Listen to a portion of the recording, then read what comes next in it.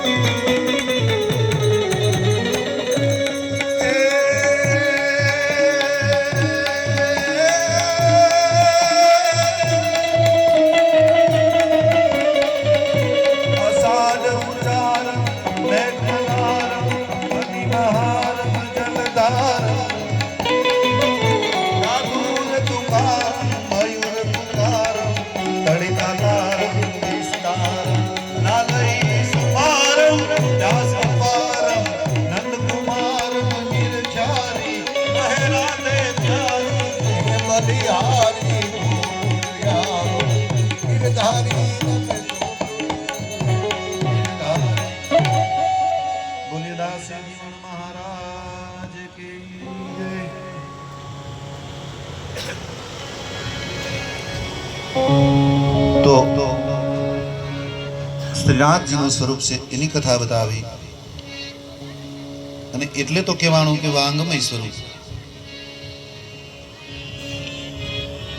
એવા ભગવાનના ચરણોમાં કોટી કોટી વંદન.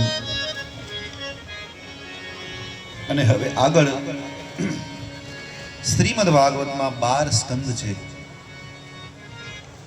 એ 12 સ્કંદોના એક એક અંગ બતાવ્યા છે. ધીમું કરી નાખો. તો પ્રથમ સ્કંદ છે અધિકાર લીલા. એ ભગવાનનું જમણું ચરણ કમલ છે. અને બીજો સ્કંદ સાધન લીલા, ભગવાનનું ડાબુ ચરણ કમલ. ત્રીજો સ્કંદ સ્વર્ગ લીલા, ભગવાનનું દક્ષિણ બાહુ. ચોથો સ્કંદ એટલે વિસર્ગ લીલા, ભગવાનનું વામ બાહુ. પંચમ સ્કંદ સ્થાન લીલા, ભગવાનનું દક્ષિણ ઉરુ. છઠ્ઠો સ્કંદ પુષ્ટિ લીલા, ભગવાનનું વામ ઉરુ. સાતમો સ્કંદ ઉક્તિ લીલા, ભગવાનનો જમણો કરકમલ. અષ્ટમ સ્કંદ મન્વંતર લીલા, ભગવાનનું જમણું સ્તન. નવમ સ્કંદ એટલે ઈશાનું કથા, ભગવાનનું વામ સ્તન. દસમ સ્કંદ નિરોધ લીલા, ભગવાનનું હૃદય. એકાદશ સ્કંદ એટલે મુક્તિ લીલા, તો કે ભગવાનનું મસ્તક. અને દ્વાદશ સ્કંદ ભગવાનનું ડાબુ કરકમલ. 12મો સ્કંદ એ ભગવાનનું વામ હસ્ત છે, કે જે ભગવાને ઊંચો હાથ રાખ્યો છે. ડાબો હાથે ભગવાનનું 12મું સ્કંદ. અને આ સ્કંદના એક એક અંગ બતાવ્યા, એમની ઝાંખી કરાવી. અને એટલે તો કહેવાનું ભગવાનનું વાંગમય સ્વરૂપ.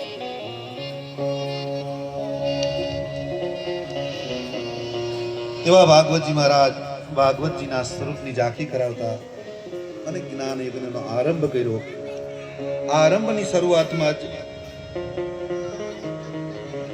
ભગવાનનું ભાગવતનું મહાત્મ્ય સમજીએ. અને મહાત્મ્યને સમજાવે છે. અને મહાત્મ્યમાં સુત પુરાણી કહે છે કે ભાગવતના ગ્રંથને સદાય સેવવા જેવો છે. આ ગ્રંથને સેવવા જેવો છે. આખો જન્મારો ચિંતામાં નીકળી જાય.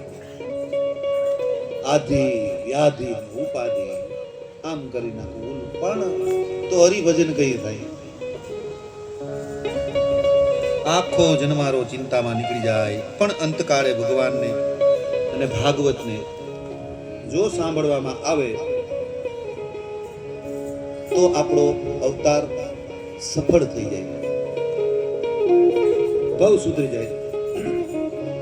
નહીતર આખી જિંદગી શું કર્યું હોય? માત્ર ને માત્ર ઉપાધિ. કાં તો કામની ઉપાધિ, કાં તો દીકરાઓની ઉપાધિ, એના લગ્નની ઉપાધિ. આ બધી ઉપાધિઓ આવ્યા જ કરવાની છે. અને આ બધામાંથી મુક્ત થવા માટે જો કાંઈ હોય તો એ છે માત્ર ને માત્ર શ્રીમદ ભાગવત. માટે તમે ભાગવતનું ગાન કરો.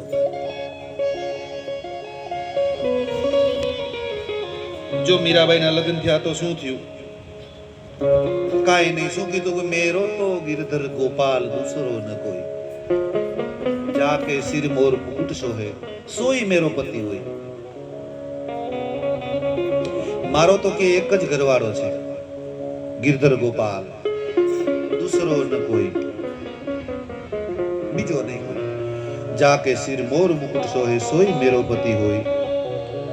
એવી કૃષ્ણની માયા લાગી અને લાગવી એ જોઈએ.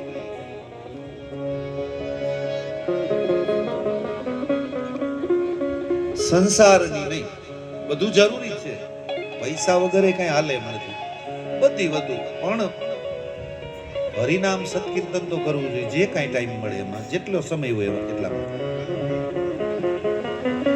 તો કે માયા કોને કોને લાગી? તો કે માયા લાગી નરસિંહ મહેતાને, માયા લાગી દાસી જીવણ બાપાને, માયા લાગી મીરાબાઈને, સુદામાને. અરે કદાચ જગતનો સજીવાત્મા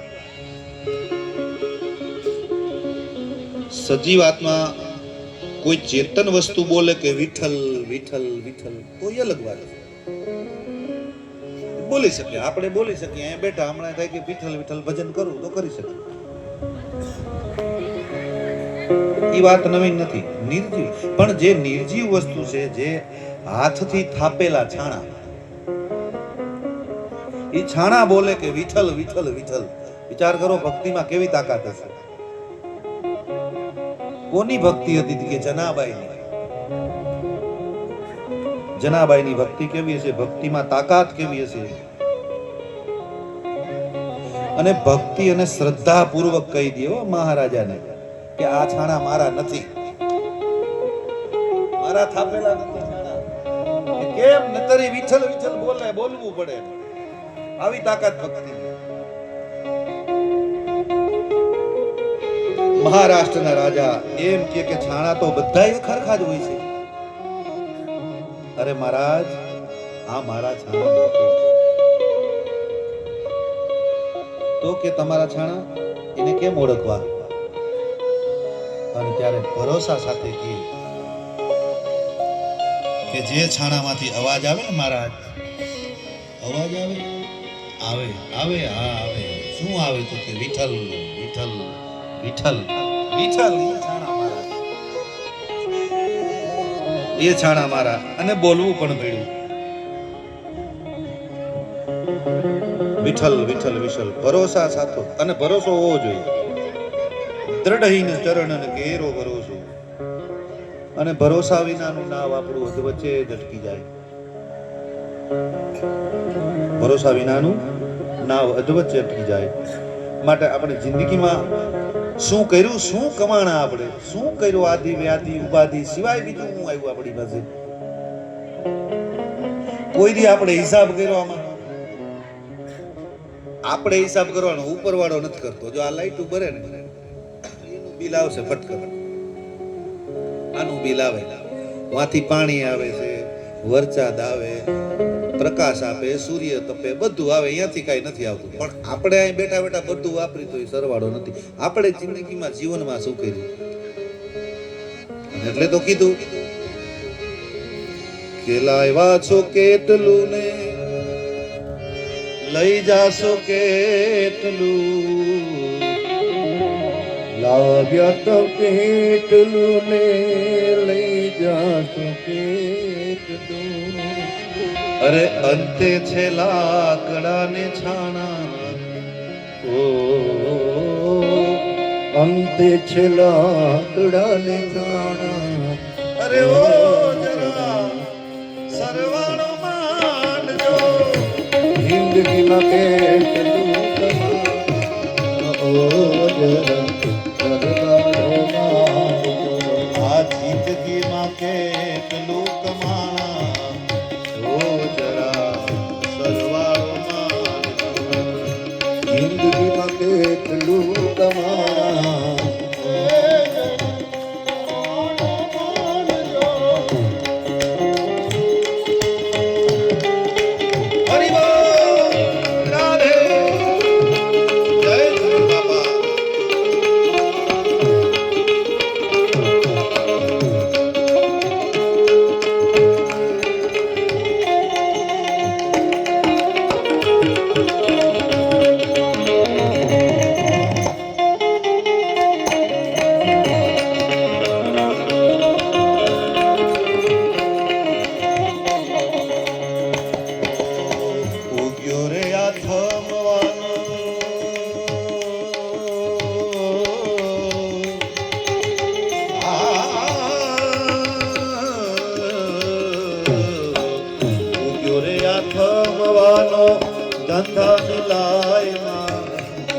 ને આત્મ્યો દંડની લાય ઉગ્યો રે આત્મ્યો દંડની લાયમાં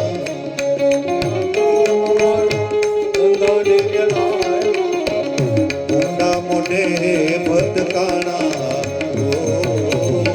ઊંડા મોઢે રે ભટકાણા ઓ જરા સરવાળો માણો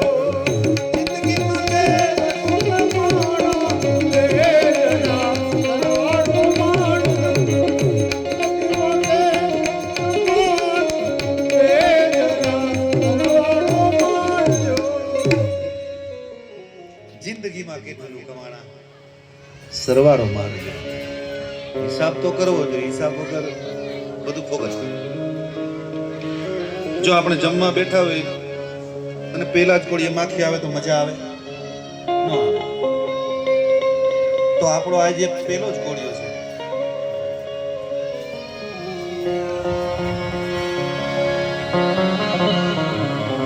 દાદા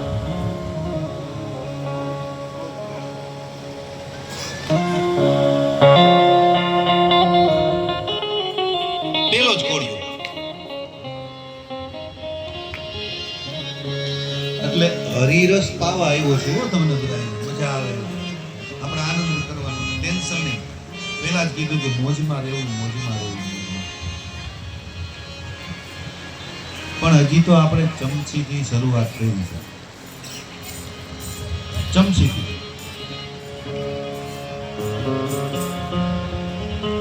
જો કડવો રસ હોય તો આપણને ન ભાવે સ્વેચ્છાએ બધાને ખબર પડે કે આ ન ખવાય ન પીવાય પણ મીઠો હોય તો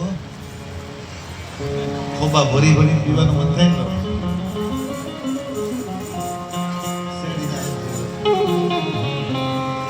મજા આવે આપણે કરવું હોય ને મીઠો હોય તો મજા આવે મીઠો રસ મીઠે રસ છે ભરોડી રાધા રાણી નાખે કાળું કાળું એમ નાખે એટલે ખોબા ભરી ભરીને પીવાનું મન થાય તો પેલા કોળીએ માખી નો આવે એવું કંઈક કરવું પડે ને મારે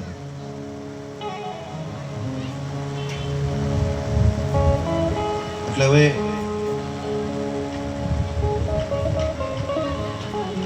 ઈશ્વરની માયા લાગે આ સંસારની માયા નહીં